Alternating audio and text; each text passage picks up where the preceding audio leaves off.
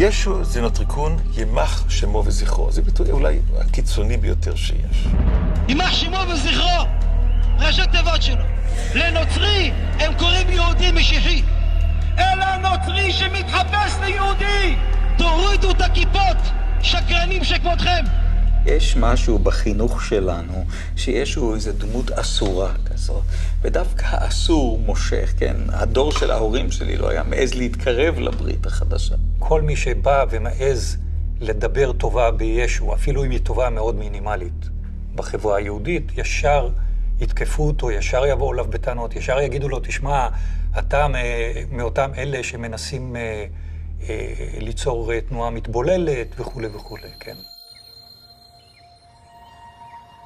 אך האם לא הגיעה העת, לראשונה מזה 2000 שנה, לספר על ישו לא מפי מאמיניו הגויים, אלא מאחיו בני עמו, ישראלים דוברי עברית כמוהו? לא בנחר, אלא כאן על אדמת ארץ ישראל, מקום הולדתו ומותו. אולי זה יעזור סוף סוף להבין מי הוא היה, מה הוא רצה.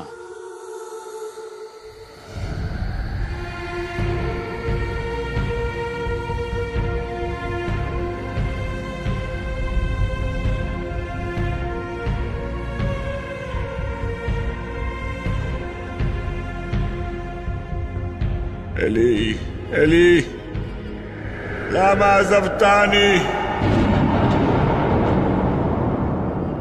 אני יודעת שיש כאלה שלא מאמינים בקיומו, אבל אני חושבת שיש יותר מדי סיבות להניח שהוא כן היה קיים, שהוא כן פעל ושהוא כן נצלב.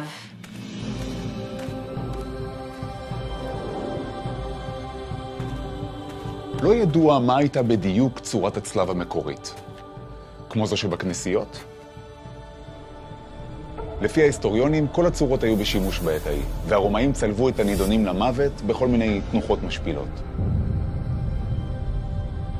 בעצם, למה לא כמו האות Y באנגלית, הדומה לאות צדי סופי שלנו? אבל מה לנו לצורות הצלב? ישנן שאלות הרבה יותר מטרידות. האם ניתן לומר שהאפיפיור הינו באמת ממשיך דרכו של ישו? או שמא הוא רחוק ממנו כמרחק מזרח למערב? והכנסייה הקתולית? האם החיבוק שלה הינו חיבוק דוב? האם לא בגדה בישו כאשר רדפה את היהודים? ואנחנו, היהודים, האם מוצדקת שנאתנו אל התלוי? או שמא גם אנחנו עשינו לו עוול ורצח אופי כאשר התייחסנו אליו כאל בן חורג, דחינו אותו ושלחנו אותו אל זרועות הגויים? והממסד הרבני והסנהדרין של אז, האם פסקה כהלכה כאשר דנה אותו למוות ומסרה אותו לרומאים? או שיכול להיות שעיוותה את הדין, האמת והצדק?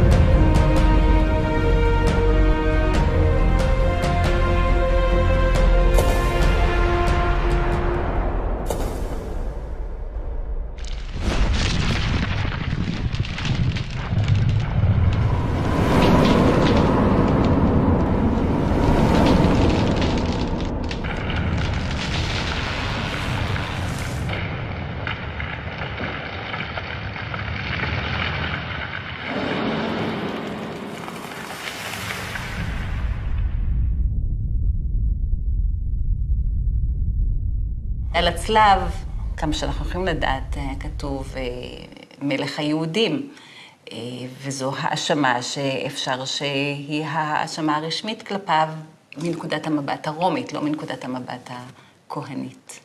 מעל ראש הצלוב היה שלט עם 4 אותיות, אינרי, I-N-R-I. זה קיצור ברומית, יזוס נזרנוס רקס יודאורום. ביוונית, בלטינית ובעברית, ישוע הנוצרי מלך היהודים. הרומאים בכך רצו להשפיל גם את ישוע וגם את היהודים, להגיד, הנה זה המלך שלכם, תראו איך הוא נראה. ראשי הסנהדרין נחרדו מהכתובת הזאת מעל ראשו של הצלוב, וביקשו מהמושל הרומאי פילטוס לשנות את הנוסח. פילטוס סירב. הוא הרי לא ידע עברית. בלטינית או ביוונית אין משמעות לראשי התיבות INRI ו-INBI, אך בעברית יש מי שדקדק על קוצו של וו החיבור וטען כי האותיות הראשונות של 4 המילים ישוע הנוצרי ומלך היהודים יצרו את השם המפורש י'-K ו'-K. אם תיכנס לכנסיות, לא אחת ולא 2, אתה תראה את הצלב, את הצלוב, עם אינרי למעלה, ובנוסף לזה תמצא חלון ויטראז' ששם הטטרגרם, 4 אותיות השם המפורש. בעברית, י' ה' ו' ה'. היהדות נמצאת במאבק תמידי עם הנצרות. היהדות טוענת שהנצרות מבקשת לרשת אותה שלא כדין ולסלף את דרכה. העולם הנוצרי רדף את העם היהודי בשם ישו במשך 1000 שנה בצורה מאוד אכזרית. זה חשבון ארוך מאוד שיש לנו עם הנצרות ההיסטורית. אבל ישו עצמו, ישו היהודי של זמנו, בהרבה מובנים צריך להסתכל עליו כפי שאנחנו מסתכלים על בר כוכבא. בר כוכבא היום לא נתפס כמשיח בידי אף אדם נורמטיבי. לעומת זאת, יש הנוצרי, הוא חי וקיים ובועט מבחינתנו כיהודים. אני רואה אותו כלוחם אמיץ, נחוש, שמוכן למסור את חייו כדי לגאול את עמו. יש משהו מאוד מאוד מושך בדמות הזאת, דמות רבת פנים, דמות שהיא גיבור תרבות. אתה לא יכול להבין את התרבות המערבית מבלי להבין את הדמות הענקית הזאת. דמות שמצד אחד מושכת אותנו, דמות אחד שבגללה ולא באשמתה, אבל סבלנו כל כך, כך שברור שהדמות היא דמות מושכת מאוד, כן.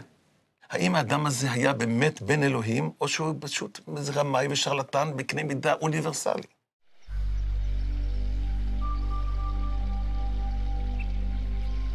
אז מה בעצם אנחנו יודעים על ישו? חוץ מאשר הלך על המים, כמובן. את ישו הנוצרי היהודים לא הזכירו בשמו. התייחסו אליו כזיוף של המשיח, אז לכן לא קראו לו, כמו שקוראים לו בשפות הלועזיות, קרייסט או קריסטוס, אלא התייחסו אליו בצורה של דבר מתואב שמרוב צחנתו לא רוצים בכלל להוציא אותו מן השפה ולחוץ. כלומר, קראו לו התלוי. ביידיש קראו לזה דר טולה. אני למדתי אצל פרופסור פלוסר, שהיה חוקר חשוב ובעיקר אישיות מדהימה, והוא לימד אותנו שישוע היה יהודי, ושמו היה שם עברי, ואין סיבה לכנות אותו ישו, אפשר לכנות אותו ישוע. הוא נקרא נוצרי כי הוא בא מנצרת בגליל. זה כתוב במפורש. אבל אפשר להבין, גם לקשר בין המושג נצר לנבואת ישעיהו על חוטר מבית דוד. אפשרות שלישית, לדבר על כך שהוא נקרא נוצרי, נוצר הברית, שומר הברית.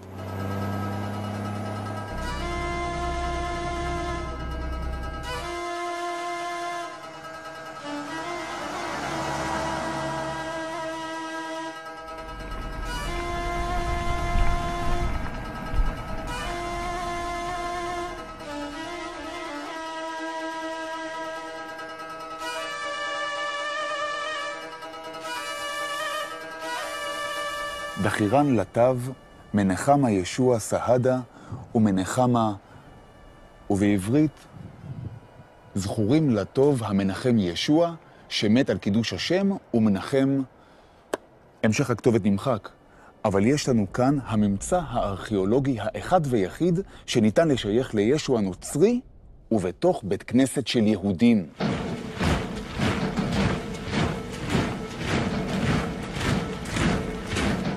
בשנת 30 לספירה, רומא שולטת בארץ כבר 100 שנה.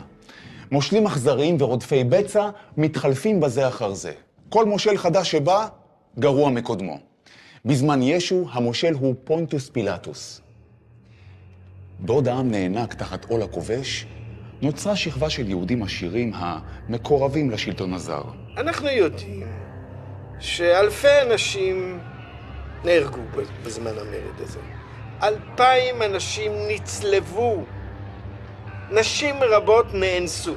זה מסופר על כך במקורות היהודיים. זוהי טראומה מאוד מאוד רצינית, וישו חי באזור שסבל מן הטראומה הזאת. הוא נולד בתוך אווירה פוסט-טראומטית. הייאוש פסע בעם, אבל ייאוש זה הוליד גם תנועות מרי של יהודים שנשבעו להילחם עד טיפת דמם האחרונה. לא רק שלהם, אלא גם עד טיפת דמו האחרונה של כל יהודי שיעז לשתף פעולה עם הכובש הרומאי. הם היו מסתובבים בשווקים של ירושלים, מחופשים לקבצנים או לעולי רגל. וכשהיו מבחינים באחד מראשי הסנהדרין, שהיה מנהל שיחת נימוסין עם קצין רומאי, הם היו מתקרבים אליו, כאילו לשאול שאלה בהלכה, ונועצים בו את להב הפגיון שהיה מוסתר תחת הגלימה. ואחר כך נבלעים בקהל. הרומאים ואחר כך חז"ל קראו להם סיקריים או סיקריקים על שם הסיכה שפירושו פגיון בלטינית. המיליטנטים, הסיקריים והבריונים למיניהם התנגדו לפציפיזם הפרושי רבני. החלוקה מאוד משמעותית היא בין מתונים ובין קנאים.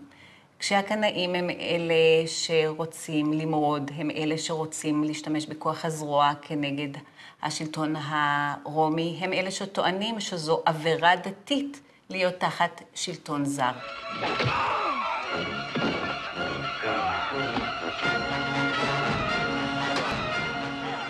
העימות הרעיוני בין שני המחנות ליווה את העם עשרות בשנים. פילוגים ומחלוקות הרסניות הובילו למלחמות אחים. רומא השליחה רבים מהמורדים כטרף לאריות כדי לשעשע את חיילי הקיסר, בעוד הממסד הפרושי רבני הרג עצמו באוהלה של תורה, ולמעשה הפקיר את הקנאים להילחם לבדם מול הרומאים.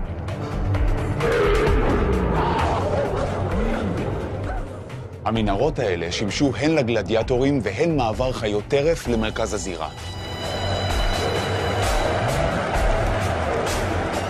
לכל תשואות הקהל, האריות היו קוראים לגזרים את בשר המסכנים האלה. אבל לפעמים היה המושל רב חסד ונאות להציל נערה יפה משיני האריה. וזאת רק כדי שתיפול הישר למלטעותיו החושקות בה.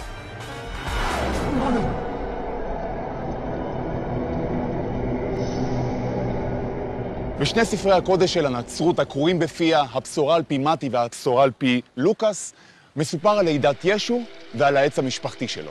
בין אבות אבותיו אפשר למצוא שמות כגון יהודה, בועז, דוד, ובסוף כתוב: ויעקב הוליד את יוסף בעל מרים, אשר ממנה נולד ישוע. בתלמוד מסופר משהו אחר לגמרי.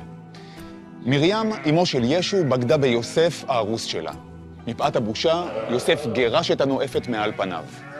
מרים נדדה ממקום למקום עם קרסה בין שיניה, עד שהיא ילדה את בנה בסתר, באחד מדירי הכבשים של בית לחם. לאחר שחיתלה אותו, השכיבה אותו באבוס, כי לא היה להם מקום במלון. באותו חבל ארץ היו רועים שנהגו לגור בשדה ולשמור על עדרם באשמורת הלילה. העונה היחידה בארץ שרועי צאן לנים תחת כיפת השמיים כדי להגן על הטלאים הרכים שנולדו היא באביב, בטח לא בחורף. זאת אומרת שלפי הברית החדשה אין קריסמס, אין סנטה קלאוס ואין חג מולד. במשך 300 שנה הנוצרים הראשונים ציינו את הולדתו של ישו בפסח. הם גם זכרו שטקס ברית המילה שלו נערך בשביעי של חג המצות, ואפילו שהוריו עשו לו בר מצווה בעת העלייה לרגל לחוג את החג בירושלים. כשהורדוס מת ב4 לפני הספירה, התינוק של מרים כבר היה לפחות בן 2. מכאן שישו נולד כ7 שנים לפני הספירה השגויה של הכנסייה הקתולית. ביהדות, בפרט בספרות המאוחרת, אנחנו מוצאים הרבה דיונים על כך שכן היה ממזר או לא היה ממזר. עכשיו, כמובן, זה מזמין אחר כך את כל החכמולוגים ואת כל המתנגדים לבוא ולומר, נו טוב, מדובר בממזר. כן, ספר תולדות ישו, אותה מסורת יהודית מנגחת, מתנגדת, ברור שעשתה שימוש במוטיב הזה. בברית החדשה מסופר כי ישו נולד מרוח הקודש.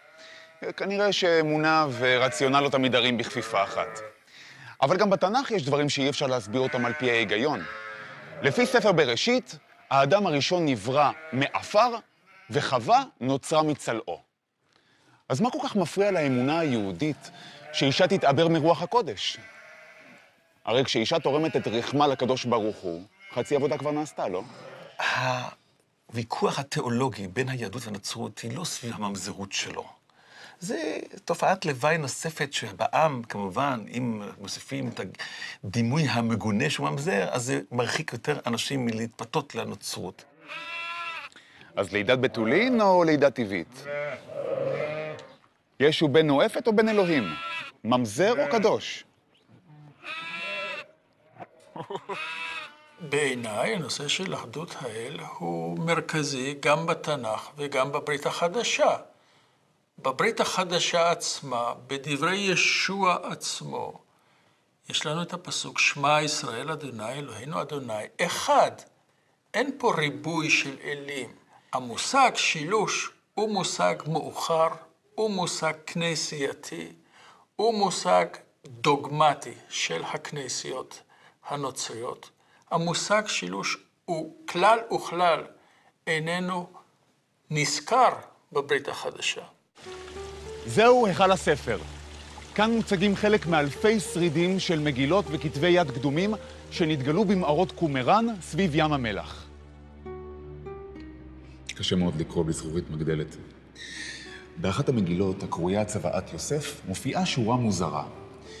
והנה נולדה מיהודה בתולה, וממנה יצא תלה תמים. היהודים האלה אהבו לכנות תינוק בשם תלה.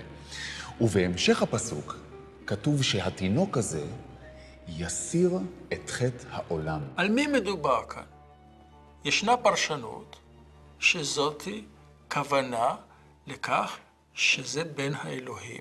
אמונה שקצת נראית לנו משונה היום, אבל אנחנו מוצאים אותה בכמה זרמים וכמה חיבורים, שבן אנוש יכול לעלות לשמיים ולהישאר כבן אנוש ולפעול שם. אותו אדם עצמו, באותו שיר עצמו, שהתגלה בין מגילות קומראן, משווה את עצמו באופן ברור וחד משמעי לעבד הסובל של ישעיהו.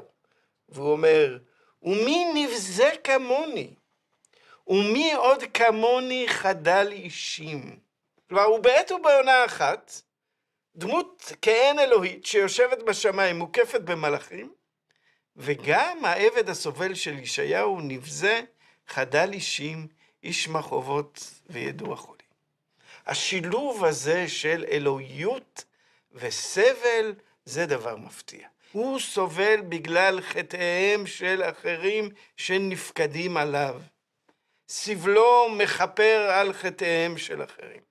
אם אתה רוצה לראות אפיק אחד שממנו צומחת דמותו של ישו, זהו הטקסט הזה, שנכתב כמה עשרות שנים לפני הולדתו של ישו. על כל פנים, האמונה של אלוהים יש בן אינה כל כך זרה ומוזרה ליהדות. כתוב בתורה, בנים אתם לאלוהיכם. והזוהר אומר שהאדון של מלאכי השרת הוא בנו של הקדוש ברוך הוא והשכינה.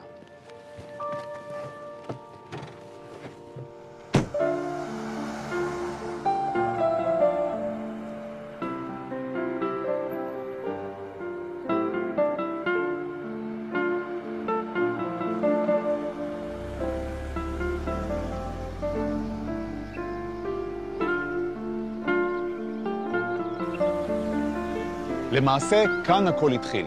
בכפר נחום, על גדות ים כנרת, החל ישו לבשר לעם את בשורתו. אט-אט השמועה על אודות הרבי המשונה הזה הלכה לפניו בכל האזור.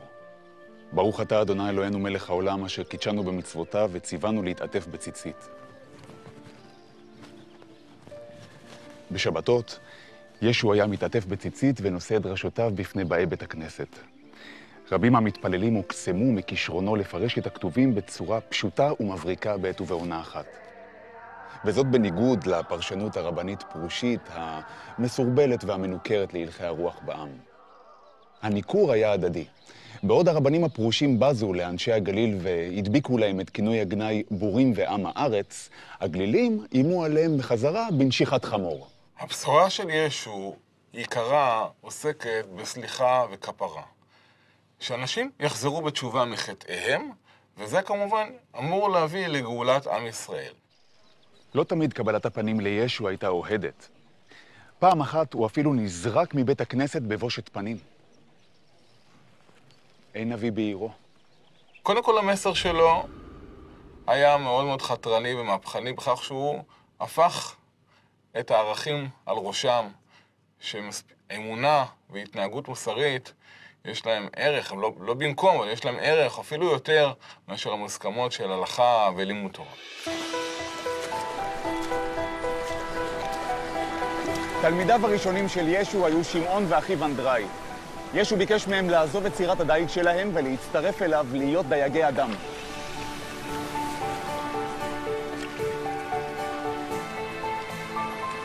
אגב, הנוצרים הראשונים לא הצטלבו.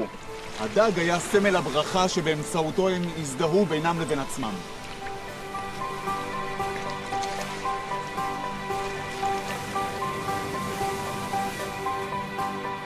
מה היה המעמד של המצוות באותם השנים? זה שאלה בפני עצמה. מה היה המעמד של התורה שבעל פה, שהייתה בהתהוותה במאה הראשונה, ובתקופתו של ישו? זה גם שאלה בפני עצמה. אבל הוא שמר מצוות. בתקופת בית שני, אפילו אם תרצה, אולי עדיף לדבר לא על יהדות, אלא על יהדויות.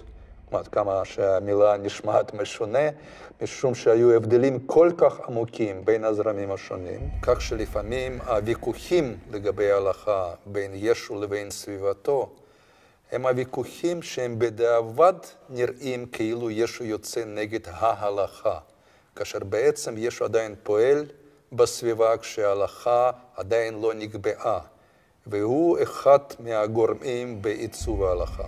כבר יש יהדויות רבות, כבר יש הלכות רבות, כבר יש תפיסות עולם רבות ותמיד היו. אחדות העם היהודי תלויה ביכולת שלנו להבין שאחדות נובעת מריבוי של ייחודיות. אי אפשר לגהץ את הייחודיויות השונות של היהדויות השונות ולהגיד יש יהדות אחת. אין יהדות אחת. יש אחדות יהודית אחת של ייחודים רבים. זה הסיכוי היחידי שלנו לעתיד יהודי, ואם בוחנים את ההיסטוריה, זאת ההיסטוריה היהודית.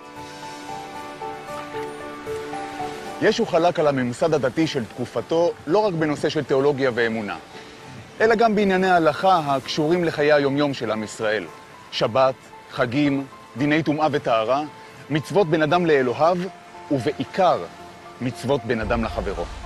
הוא האמין בשמירת כל מצוות התורה, אבל האמין שניתן לתת להם נוסח אחר, נוסח הלב, נוסח הרגש, נוסח הרחמים. מבחינת היהדות הפרושית וטרום חז"לית, יש משהו מאוד שערורייתי בתפיסה הזאת של ישו שאומרת שאדם שהוא מעין עם הארץ כזה, שבאמת עושה את המינימום הכרחי מבחינת ההלכה, והוא לא לומד תורה, שהוא בעצם יזכה לגאולה, לכפרה, למלכות השמיים, בלי שהוא יתאמץ הרבה בתחום התורה והמצוות. וזה בעצם שומט את השטיח מתחת לרגלי כל התפיסה של תלמידי חכמים. פעם אחת ניגשו אל ישוע סופרים ופרושים מירושלים ושאלו אותו, מדוע עוברים תלמידיך על מסורת החכמים ואין הם נוטלים ידיים לפני הסעודה? השיב ואמר להם, לא הנכנס אל הפה מטמא את האדם, אלא המופרש מן הפה, זה מטמא את האדם. אחד מתלמידיו של ישוע ביקש ממנו לבאר להם את המשל. השיב ישוע, אינכם מבינים שכל מה שנכנס לפה יורד אל הבטן וממנו מופרש להפרשות? אבל הדברים היוצאים מן הפה נובעים מן הלב, ואלה מטמאים את האדם. כי מן הלב נובעות מחשבות רשע, רציחות, ניאופים, חמדנות, עדויות שקר וגידופים. אבל אכילה בלא נטילת ידיים אינה מטמאת את האדם.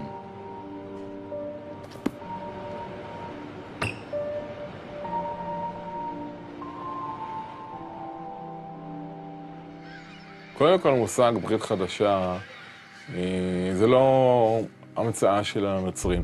ראשיתו בירמיהו, נדמה לי פרק ל"א, שמדובר בעצם על החידוש של התחדשות הדתית של עם ישראל אחרי החורבן. ברית חדשה, כמו ברית חדשה בין השם לעם ישראל או לשארית הפליטה, הנבחרת של עם ישראל, שהיא בעצם חידוש התורה, חידוש חיי התורה בצורה של פרשנות חדשה ומחויבות חדשה. עבודת האדמה, הנוף של הארץ, הצומח והדומם, היוו השראה למשליו של ישו. הרבה פתגמים השגורים בפינו היום, כגון טול קורה מבין עיניך או אין נביא בעירו, מקורם במשלים האלה.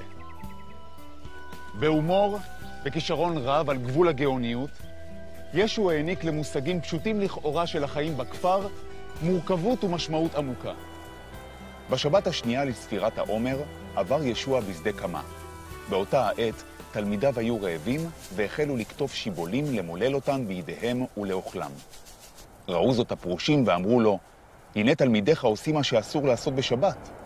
בטרם נפרד מהם, ישו סיכם דבריו באמרתו המפורסמת, השבת ניתנה לאדם, ולא האדם לשבת. הוא יצר דוגמה של דרך חדשה בתוך היהדות, לא מחוץ ליהדות, הוא לא יצא מן היהדות. אין ספק שהתנועה היהודית הבראשיתית של הנצרות הייתה שונה באופן מהותי מהנצרות כפי שמוכרת לנו, מכל גרסאותיה, אם הפרוטסטנטית, הקתולית, או הפרבוסלבית, או היוונית, אורתודוקסית. היא הייתה מאוד יהודית. הנוצרים הראשונים, התלמידים של ישו, בחייו ולאחר מותו, הם היו יהודים לכל דבר, והיה חשוב להם להיות חלק אינטגרלי מעולם היהודי, וכך הם ראו את עצמם. הנצרות צומחת מתוך היהדות, היא בבסיסה בשר מבשרה של היהדות. אבל הדבר שאולי הכי מצביע על היחסים בין יהודים נוצרים ליהודים רגילים באותה תקופה, זה שהם התפללו באותם בתי כנסת. אותם יהודים נוצרים, אוהבי קריסטוס כפי שרומא קרא להם, היו גורם מתסיס. ומבחינת השלטון הרומאי, ישו היה מורד במלכות וראש המסיתים שנצלב כחוק. הצירוף יהודים נוצרים גרם לא פעם להרמת גבה. הוא נשמע לכאורה פרדוקס. מה זה יהודי נוצרי? או יהודי או נוצרי. אבל חשוב לזכור שבאותה תקופה נוצרי לא היה שם של דת, אלא שם תואר. בדיוק כמו שאומרים היום יהודי חרדי או יהודי חבדניק. ההבדל היחיד בינם לבין אחיהם היהודים היה זיהוי המשיח וזמן הופעתו.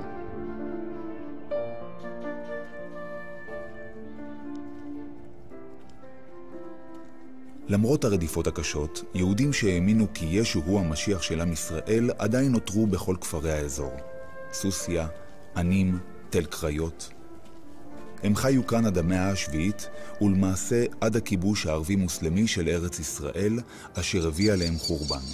אני כיהודי מאמין, כל יום מתבטא שאני מאמין באמונה שלמה, בביאת המשיח, ואף על פי שיתממע, עם כל זה אחכה לו בכל יום שיבוא. ואז ביום אחד הוא צריך לבוא, הרי כשיבוא, הוא יבוא. הנושא של משיחיות, הנושא הזה תוסס בתוך העם בצורה רחבה מאוד. הנושא הזה עולה בין אם מדברים על משיח חילוני, כפי שדיברו על הרצל כמשיח חילוני, על בן גוריון כמשיח חילוני, ובין אם מדברים על המשיחיות של לובביץ', שאנחנו רואים את השלטים שלו בכל פינה, על משיח עכשיו וכו'. כל התהליך הזה של ציונים, שאני עוסק בהם לפחות, שברובם, אם לא בכולם, הם בעצם חילונים. הריחוק שלהם מהדת, ההתרחקות שלהם מהדת, מאפשרת להם לשקול מחדש את העמדה שלהם כלפי ישו. וכאשר הם בוחנים את העמדה שלהם מחדש כלפי ישו, בלי כל המטען הדתי, הם מגלים איש אחר שהם יכולים להזדהות איתו. ישו הנוצרי היה לדעתי אחד מהרבנים המועילים ביותר ביהדות של ימי הבית השני. והצג רואה בישוע דמות משיחית. והוא אומר ככה, הוא אומר, לך אל הגליל, אין גוף לך עטוף, ואל תגיד, הוא תלוי שם, מת, עלי אילן. הוא תלוי באמצע העולם וצופה עד סוף כל הדורות, בסופו של עולם. וגדולים געגועיו לארץ ישראל, והוא ישוב לארץ ישראל בטלית, שהייתה על כתפיו בעומדו לצליבה.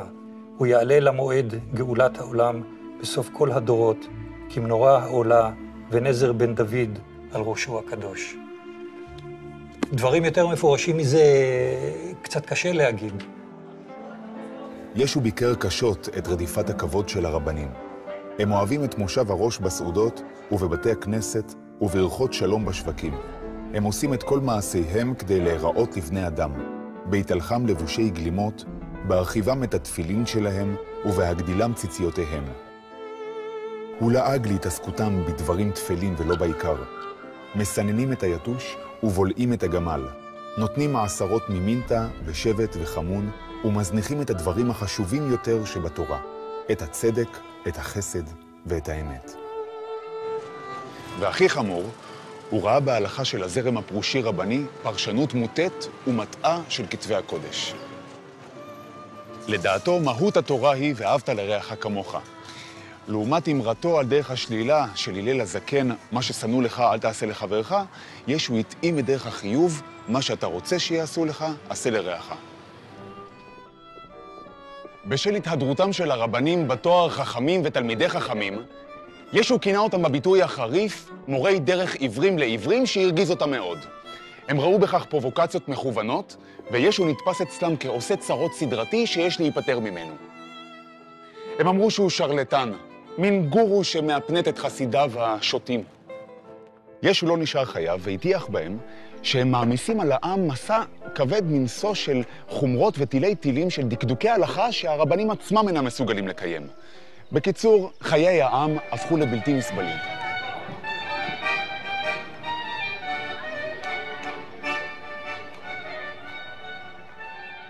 אם אנחנו שמים לב במה ישו בעצם מתמקד ומה הוא מפנה את זעמו, זה על הכסף. הכסף שרץ לבית המקדש. אז מה פירוש שוחר ישראל? האם זה מפני שישו התריע נגד השחיתות והתאווה לעוצמה ולכסף הרוכשת בין כותלי ההיכל? אולי זו הסיבה שההנהגה הירושלמית פיתחה עוינות כלפיו. לעתים עוינות זו הפכה לשנאה יוקדת, כאשר הוא לא הסתפק בעימותים מילוליים. יום אחד, בעת עלייה לרגל בחג הפסח, הוא הרחיק לכת ונקט באמצעים די אלימים. עם חבורת התלמידים שלו, הוא הפך את שולחנות החלפנים והסוחרים, גירש את ציבור הקונים וצעק עליהם שהפכו את בית המקדש למאורת גנבים. כך כתוב. כשהסוחרים אמרו שהתלוננו עליו אצל משטרת המקדש, הוא חזר מצויד בשוטים והצליף בהם ללא רחם. מה שהקנה לו את הדימוי של פורע החוק והפריך שוב את תדמיתו כפציפיסט המטיף לתת את הלחי השנייה. יש ספר יהודי נחמד מן המאה הראשונה בסביבה בשם עליית משה. גם שם אתה מוצא שם עושה סאטירה מן הכהנים העשירים המחזיקים את עצמם כאילו שהם נורא טובים והם עושקים את העניים. אבל ההתנהגות של ישו בהחלט חתרה כנגד כל המוסכמות החברתיות בישראל, ואני מתאר לעצמי בכל חברה שהיא, מכיוון שהוא בעצם נותן לגיטימציה לאנשים הפשוטים להיות שווים מבחינת הערך הדתי שלהם לאליטות הדתיות. מדובר פה אם כן בתנועה שבין היתר היא תנועה מחאה חברתית. התנועה הזאת אינה מרוצה מן הסטטוס קוו. היא לא מרוצה מן הסטטוס קוו מבחינה תיאולוגית, יש פה שליט זר בארצו של המלך היהודים, אינה מרוצה גם מבחינה חברתית, שיש עשירים ואנחנו עניים ואנחנו נדרשים לשלם מיסים כבדים ולשלם תרומות ומעשרות לאנשים שאנחנו לא כל כך מכבדים אותם. בתלמוד הירושלמי נותר זכר לאותו סיאוב של הממסד הכהני. כתוב שם כי הסיבה לחורבן הבית הייתה השחיתות ואהבת הממון. אוי לי מבית ישמעאל בן פיאבי, שהם כהנים גדולים, ובניהן גזברין, וחתניהן המרקלין, ועבדיהן באים וחובטין עלינו במקלות. משהו השתנה מאז? גם היום אלוהים וממון זה צמד חמד, כמו הון ושלטון. וכנגד זה ישו אמר, דעו לכם, לא ניתן לעבוד שני אדונים, או אלוהים או הממון.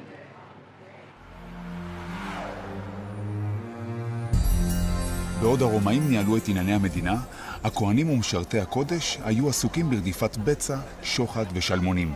הם התאמרו בעם ובעד כל כבש שהוא עלה לקורבן, הם גבו את ליטרת הבשר, תרומות, מעשרות והשם יודע מה. ישו הסתבך אף בקריאת תגר על סמכות הכהנים. הוא טען שהשכינה שורה בתוך הלב פנימה כדברי הנביא הושע, כי חסד חפצתי ולא זבח. לב האדם, זהו בית המקדש האמיתי והמשכן הרצוי לאלוהים. לא בניינים מפוארים שנבנו בדם, עוול ורשע. מכאן ואילך מסלול התנגשותו עם ראשי הסנהדרין יהיה בלתי נמנע.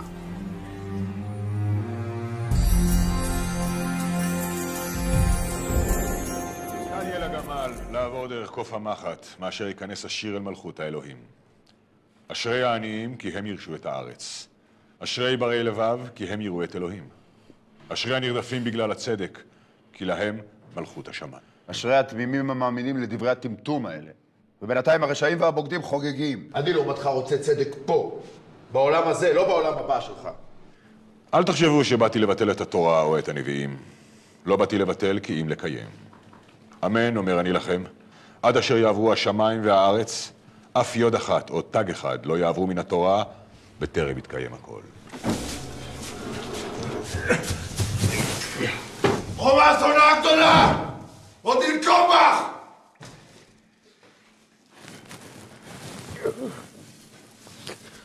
לך מפה! תרחק ממני! בשביל מה הביאו אותך לכאן? עוד לא נולד מי שיוכל לדובב אותי! כל מי שאוחז בחרב, בחרב יאבד. לא זו הדרך. בטח. עוד משטף אחד, זה מה שחסר לי עכשיו. אז מהי הדרך? שנהפוך לעבדים? והאנשים שלנו לשפחות מין שלהם? בשביל זה אבותינו נלחמו נגד היוונים? כדי שהרומאים יוכלו לרמוס אותנו? ולשלוט בנו? אולי נגיש להם גם את הלחי השנייה?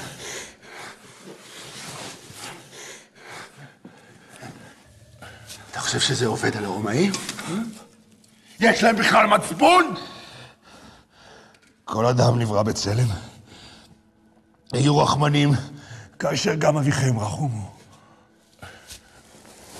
כל המרחם על האכזר סופו להתאכזר אל הרחמן. פו על פילטוס ועל הסנהדרין. אל תשפוטו, למען לא תשפטו. דברי הבל. מי הם שישפטו אותי? נולדתי בן חורין וכך אני אמות! על מה המחזה? השם הזמני הוא הבשורה על פי ברבא. המחזה כולו מתרחש בכלא, 24 שעות לפני ההוצאה להורג. מצד אחד יש לנו את יהושע בן יוסף, זה שסולח לחולשות אנוש, שמוכן להיות קורבן בשביל התליין שלו. מצד שני, ישוע בר אבא, הלוחם, זה שרואה בצדק ללא פשרות את חזות הכל, שנשבע לנקום בכובש הרומאי ויהי מה. אבל יכול להיות שמדובר בשני צדדים באישיות של אותו אדם. למה דווקא מחזה על ישו?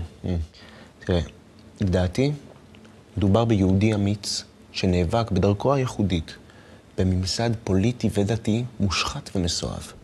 תראה, זה שהסנהדרין מסרו אותו לידי הרומאים, זה לא רק בושה וחרפה מוסרית, זאת הפרה בוטה של דין תורה.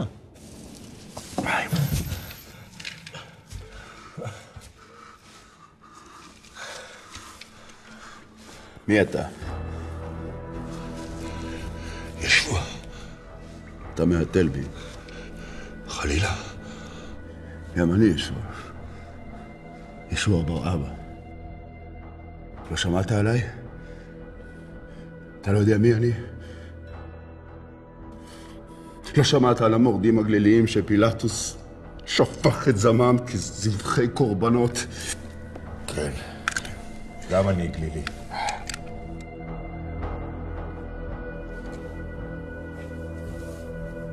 תראה לי את הפרצוף שלך. אתה ישוע, מה? בן יוסף. אבל הרוב מכירים אותי בתור ישוע הנוצרי.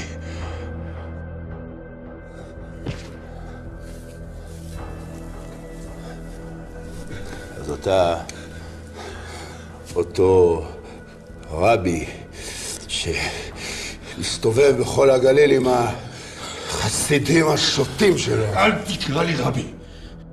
הרבנים הפרושים הם שאוהבים להתהדר בתואר רבי. כל עם ישראל חברים ואחים זה לזה. הגדול צריך דווקא לשרת את הקטן, ולא להפך.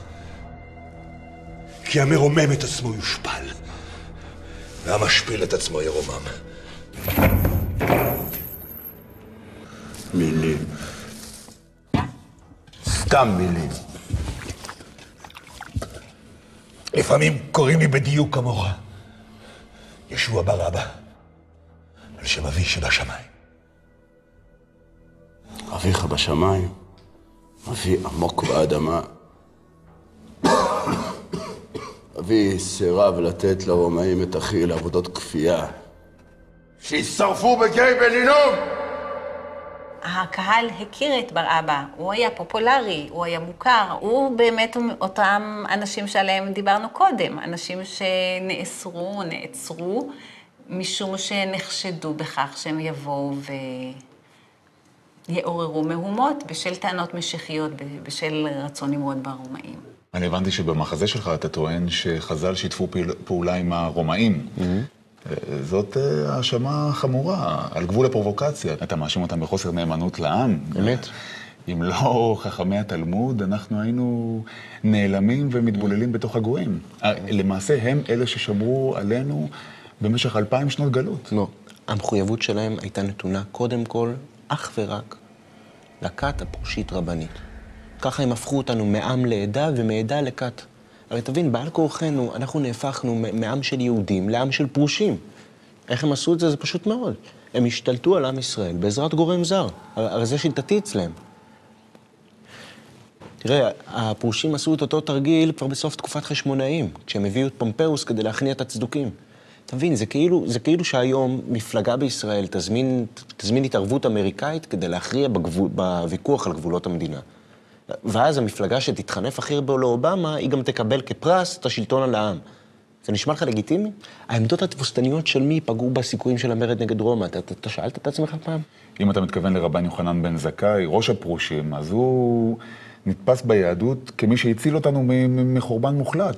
הרי אם לא התבונה הפוליטית שלו, אנחנו לא היינו כאן להתווכח על יהדות בכלל. תראה, אם לעשות דיל עם טיטוס, תן לי יבנה וחכמיה, זה מה שנקרא תבונה פוליטית, אז אני מבין גם למה אותו יוחנן בן זכאי אמר לא לדחוק את הקץ, לא לעלות בחומה, לא להתגרות באומות העולם, וגם להתפלל לשלום המלכות ולהקריב קורבן לקיסר. דינא דמלכותא דינא, מה זה אומר? למה טיטוס הסכים לדיל? כדי להפוך אותנו מעם גאה ומרדן לעדר כנוע, ככה קל יותר לשלוט. תראה, איפה כל הזרמים שלי מבית שני? לאן הם נעלמו? איך זה שנשאר רק הזרם הרבנים, מה זה גזרה משמיים? מי הוציא מעם ישראל את הקנאים, את הצדוקים, את האיסיים, את השומרונים? מי אחר כך החרים את היהודים הקראים, ועל מה? על זה שההלכה שלהם הייתה קצת שונה? ואני לא מדבר בכלל על היהודים המשיחיים, שמבחינת התלמוד הם גויים גמורים. יהודי זה חברות בעם, זה לא חברות באמונה. להוציא אדם מעם בגלל אמונתו, זה דבר שלא יכול להיות.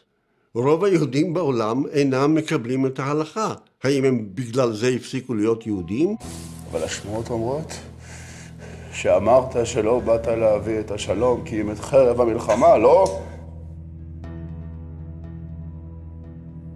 כנראה שטעינו לגביך לגמרי. מלחמה נגד הרוע, באמצעות אהבה. אביב שנת 34. אנשי הגליל עולים בהמוניהם לירושלים לחוג את זבח הפסח. בין העולים, ישו ו12 תלמידיו הקרובים. כנראה תפסו את ישוע במידה מסוימת כאיום לציבור מאותו סוג קנאי, אם כי כפי שציינתי קודם, הוא דווקא היה שוחר שלום. יש שחשבו שמשהו בהתנהלות של ישו היה אנטי-רומאי. אפילו היו כאלה שקראו לו ישו הקנאי. אז ישו פציפיסט או לוחם מחתרת? מהי האמת?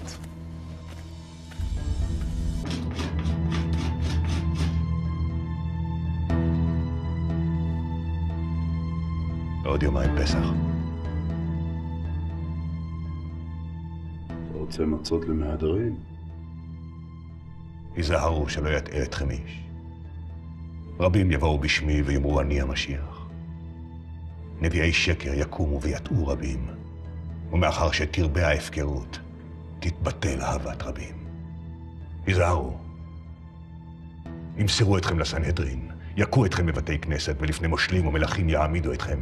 הנה, ינודו אתכם, ואף תגיע השעה שכל ההורג אתכם יחשוב זאת לעבודת אלוהים, ותהיו שנואים על הכל בגלל שמי. אך המחזיק מעמד עד הקץ, הוא ייוושע.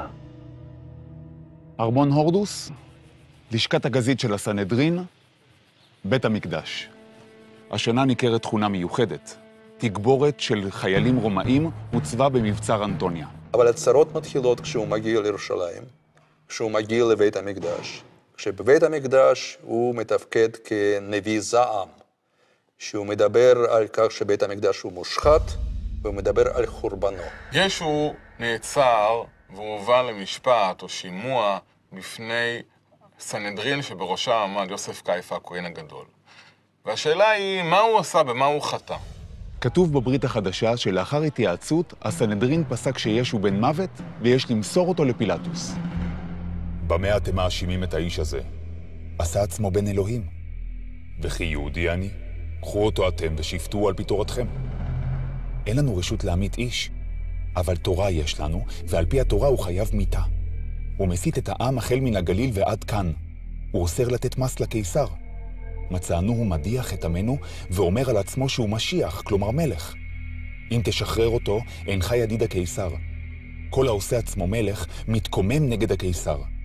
אחר כך פילטוס שאל את ישו, אתה מלך היהודים?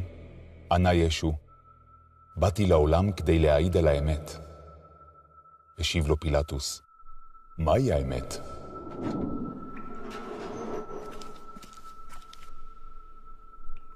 סעודתך האחרונה. לפחות תמות שבע.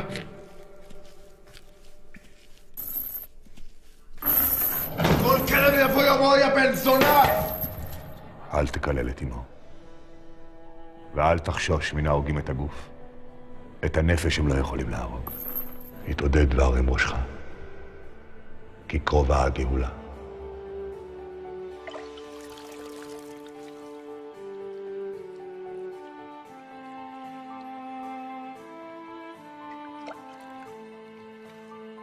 מה אתה עושה?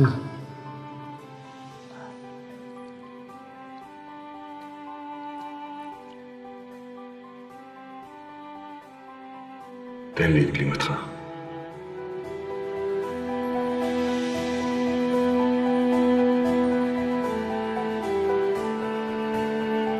אתה לא מפחד למות? במותי, אני מצווה לך את החיים.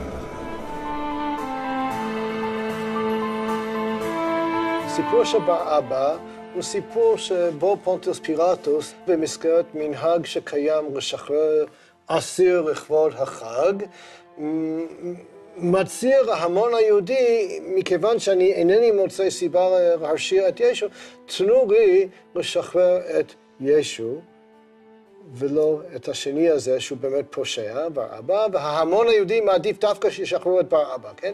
ישו שחולל מהומות בערב הפסח, מהבחינה הזאת יכול להיתפס כמורד במלכות, כמי שרוצה להבהיר מחדש את אש המרד, ולכן דינו להיצלב. ההאשמה הזאת מתורגמת במקורות שלנו למינוח יהודי שהוא המשיח. גדולי חכמי ישראל, הרמב"ן ואחרים הדגישו, משיח מת אינו משיח. לא יכול להיות שאדם שמתיימר להיות גואל, והוא מת ולא גאל את העם, הוא המשיח. זה סתירה מיני ובי.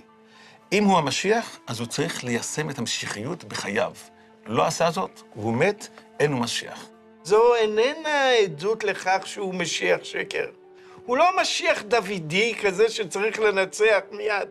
לא, הוא צריך לסבול ולהיהרג.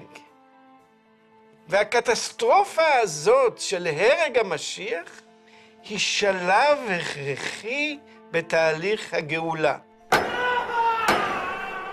האם ישוע צריך להתפייס? אני חושב שהוא התפייס במילים האחרונות שלו, שהוא אמר על הצלב. מה הוא אמר? לפני שהוא אמר אלי אלי למה עזבתני. הוא אומר, סלח להם כי אינם יודעים את אשר הם עושים. הוא התפייס איתם. סלח להם אבי כי אינם יודעים את אשר הם עושים. אלה היו מילותיו האחרונות. בערב הפסח, ביום הולדתו, שהיה גם ליום מותו, השיב ישוע את נשמתו לבוראו, בנוכחות קומץ נאמנים, בעיקר נשים, שהיו עדות לצליבתו על גבעת הגולגולתה. האם הצלוב ניצח את המוות? האם אכן הביא ישוע את בשורת הישועה לכל משפחות האדמה?